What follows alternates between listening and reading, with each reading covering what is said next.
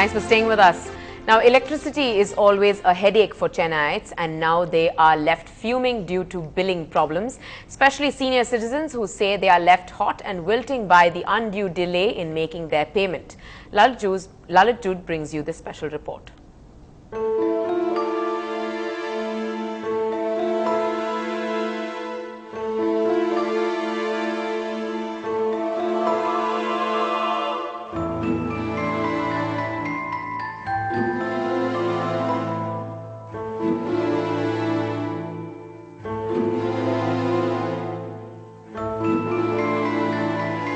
The internet is down yet again here at the billing counters at Kotruppuram and Indiranagar, and consumers are absolutely livid.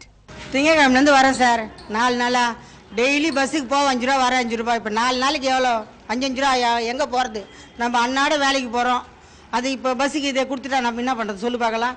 வந்து போகிறேன், இன்றைக்கி வா, நாளைக்கு வா, இன்றைக்கி வான்னு திருவாமூரில் இருப்பாருன்னு 4 நாளாக சொல்லின்னு இருக்கிறாங்க. அதுக்கு வைக்கிற காசை நாங்கள் வேறு எதுக்கும் செலவு பண்ணிடுறோம்.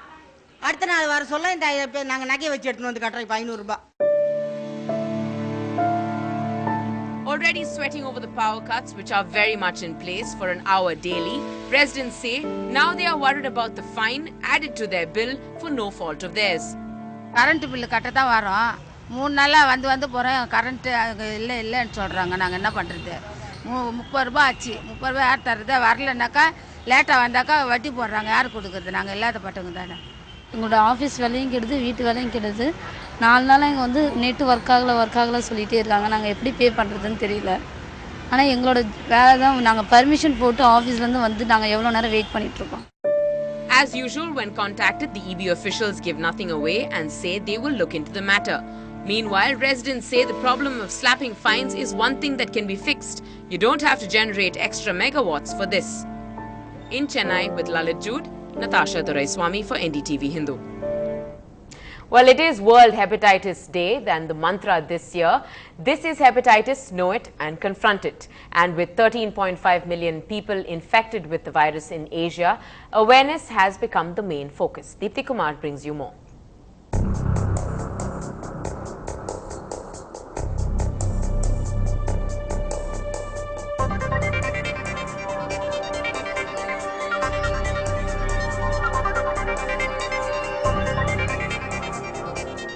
The WHO says 1 in every 12 people knowingly or unknowingly is infected with hepatitis. Maybe that's why the awareness mantra this year says, this is hepatitis, know it, confront it. And today, target groups are doing just that. We have taken it as a prime call this year to try and promote the activities of the World Hepatitis Alliance. And one of the mainstays this time is that we would like to create an awareness about this disease and hopefully influence policy makers to understand that they would need to devote more time, more money, more effort in the evaluation and management of this disease. While private groups target policy makers, government organizations are reaching out to middle and lower middle income groups. Roughly we have screened roughly 1,300 people we have screened so far, and to our shocking surprise, about 44 persons were positive for hepatitis B and 17 people turned positive for hepatitis C. Totally 61 persons we have picked out. So in the 7 days program, actually 61 people have been picked out, those who didn't have any symptoms and signs of disease. Although Tamil Nadu is lower down the order in WHO ranking, experts say early detection and an active immunization drive could push the state further down the prevalence order. India has an intermediate zone, that is a 2 to 8%. We are receiving the 5% of the positivity. By detecting this antenatal screening of the HBCC in pregnant mothers, so if you are detected earlier, so that you can vaccinate the baby with the active and passive immunizations, so that the baby can be protected. One of the mode of transmission of HBV infection is mother to child transmissions. It is the commonest mode of transmission in our country as well as in our state. The biggest challenge ahead, the doctors say the key to dealing with hepatitis is acceptance, especially from those who are not infected. With camera person Lucas, this is Deepthi Kumar for NDTV Hindu. Over to our top national story now. 24 hours after he was indicted for accepting kickbacks from a mining company, B.S. Yediyurappa has agreed to resign as Chief Minister of Karnataka. His party, the BJP, said that it had made a unanimous decision this morning that he has to make way for a new leader. The BJP said it expected Mr. Yediyurappa to abide by its decision. At 68 years old, Bukkanakere Siddhalingappa Yediyurappa has been the face of the BJP in Karnataka. Starting out with the RSS in his youth, he joined the Jansangh and then the BJP. Although he was born in Mandya district, he lived and contested elections from Shimoga district, from where he entered the assembly. As a Lingayat leader, he helped bring a significant vote bank to the Saffron party, something that helped to guarantee his survival in the seat of power for so long. But it is not just his caste. Yediyurappa has long been a BJP loyalist. He was a fiery leader of the opposition in Karnataka before coming to national prominence when he shared power with the Janata Dal Secular in an ill-fated coalition. When Kumaraswamy, who was the first chief minister of that coalition, refused to step down for Yediyurappa and withdrew support, Yediyurappa lasted as chief minister for all of 1 week. But he came back strongly in the elections that followed that disastrous tie-up. Like many Indian politicians, he is a real family man. And allegations of nepotism, land deals that favoured his children, came to haunt him. Allotment of prime BDA sites to his family members.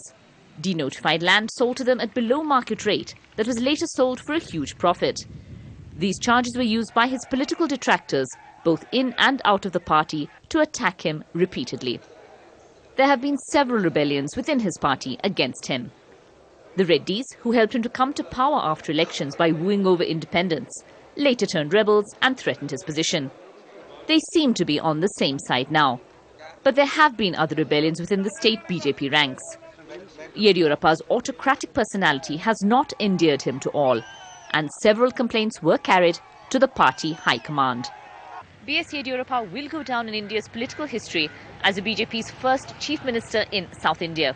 It may not have been a comfortable seat, and his detractors will say that he tarnished the image of his party with all those allegations of corruption against him. But he did lead the BJP to successive election victories in the state, and his party will know that he is a force to be reckoned with. Maya Sharma in Bangalore for NDTV. Here's a look at some top ministers who could perhaps succeed Chief Minister Yediyurappa. Jagdish Shettar, the current Rural Development Minister, not a nationally known figure, but a Lingayat like the current Chief Minister Yediyurappa. Something that can work in his favour, or it can work against him if Yediyurappa wants to stay the dominant Lingayat leader. Ishwarappa, again not a nationally known figure, but being backward caste and state party president might work for him. Sadananda Gowda, former BJP state president and known to be non-controversial. Anant Kumar, long considered a Yediyurappa rival, believed to be working against him behind his back. Publicly, he and Yediyurappa put on a united front. Suresh Kumar, Law Minister, someone who enjoys a very clean image, but as a Brahmin, he may not have a large vote bank to count on. Shobha Karandlaje, this one could be a real long shot and unlikely to be acceptable. She is close to Yediyurappa and that closeness could work against her. Or V.S. Acharya, former Home Minister and a Yediyurappa loyalist. A Brahmin, which again may work against him. On to some international news now. Anxiety about a deadline to raise the nation's debt ceiling swept across Wall Street and drove the Dow Jones Industrial Average down almost 200 points.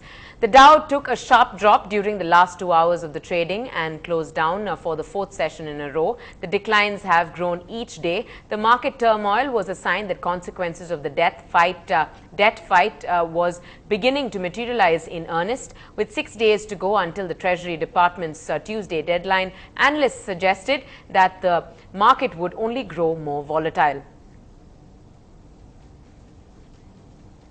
Coming up on the bulletin, the world stops to think, will India be rather handicapped at their lucky venue Trent Bridge without the likes of Zach? Coming up.